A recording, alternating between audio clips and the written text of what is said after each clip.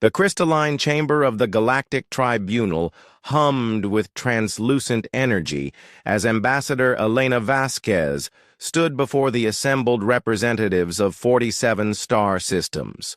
Her hands, though steady, bore the weight of humanity's fate as she clutched the worn leather briefcase containing Earth's final plea.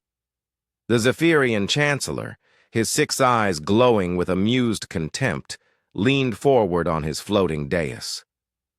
So, his voice resonated through the chamber's acoustic amplifiers, the humans wished to contest their designation as a Level 2 primitive species. How quaint. A chorus of chittering laughter erupted from the insectoid collective's section, their mandibles clicking in perfect synchronization. The ethereal enlightened, beings of pure energy contained within geometric forms, pulsed with what could only be described as condescending mirth. Elena had expected this. Every species that had ever stood before the tribunal had faced the same derision. The difference was that none of those species had survived the experience.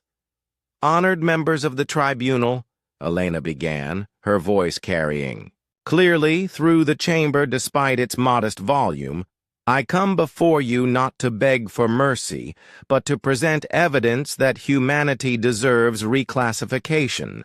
The aquatic collective's spokesperson, a creature resembling a massive jellyfish floating in a containment field, rippled with what passed for laughter among her kind. Evidence? What evidence could a species barely capable of interplanetary travel possibly present to this august body? Elena opened her briefcase and withdrew a simple tablet device. The gesture caused another wave of amusement among the assembled aliens. Here was primitive technology in a chamber where thoughts could be transmitted directly into quantum processors. "You measure intelligence by technological advancement," Elena said, activating the device. "You measure worth by the ability to bend space-time, to manipulate matter at the quantum level, to achieve what you call transcendence." The holographic display showed Earth, blue, green, and white, spinning slowly in the void. "But you have overlooked something fundamental about humanity," Elena continued. "Something that your advanced civilizations abandoned long ago in your rush toward technological perfection." The tribunal's attention, though still tinged with mockery, began to focus more intently on the small humans standing before them. "Honored tribunal," Elena's voice grew stronger, "I present to you the story of Apollo 13. The hologram shifted, showing a primitive spacecraft tumbling through space, venting atmosphere into the void. 3 humans trapped in a metal can, 250,000 kilometers from home. Their ship was dying. Their oxygen was running out. By all logical calculations, they should have perished in the cold vacuum of space. The Chancellor's eyes narrowed. And yet they survived. Clearly they were rescued by their own kind." "No," Elena said simply. "They saved themselves, but not in the way you might think." The hologram showed the inside of NASA's mission control. Dozens of humans hunched over primitive computers, slide rules, and paper calculations. While the astronauts fought for survival in space, hundreds of humans on Earth worked for 4 days straight. No sleep, no rest. Using technology your ancestors would have considered barbaric, they calculated trajectories, power consumption, and atmospheric scrubbing rates. They solved problems that your quantum computers could resolve in nanoseconds. But they did it with nothing but their minds, their determination, and their refusal to abandon their own. The chamber had grown quieter. The casual mockery was fading. The trapped astronauts had to build an air scrubber using nothing but spare parts that were never designed to work together. They had to jury-rig life support systems while Carbon dioxide poisoned their blood.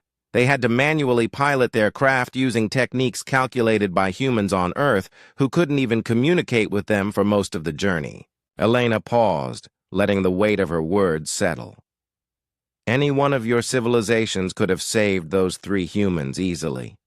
A simple matter teleportation, a temporal reversal, a probability adjustment. You have transcended such crude limitations. The Zephyrian Chancellor shifted uncomfortably on his dais. What is your point, human? My point, Elena said, closing the tablet, is that every one of your species has forgotten what it means to overcome impossible odds through sheer will, ingenuity, and the refusal to abandon hope.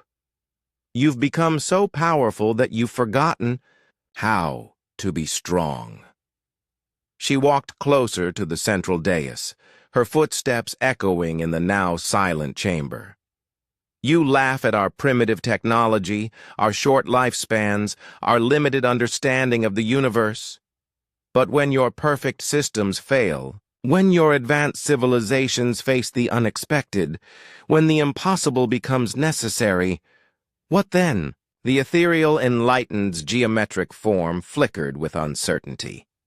Humanity doesn't just adapt, Elena continued. We thrive in chaos.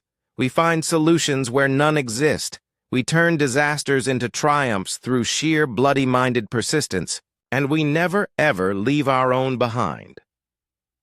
Elena reached into her briefcase one final time and withdrew a simple photograph. The 3 Apollo 13 astronauts, safe on Earth, smiling despite everything they had endured. You call us primitive, she said, her voice now carrying to every corner of the chamber.